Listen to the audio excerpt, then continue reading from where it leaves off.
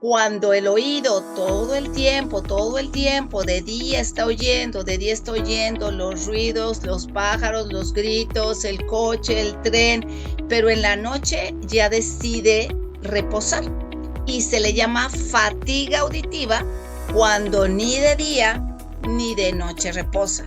Entonces termina en una histeria el cuerpo y el primero que dice, no estoy de acuerdo con que no descanses, es el cerebro.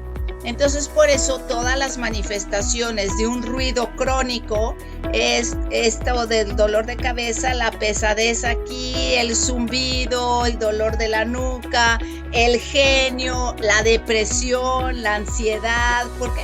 Porque no hubo un momento de reparación.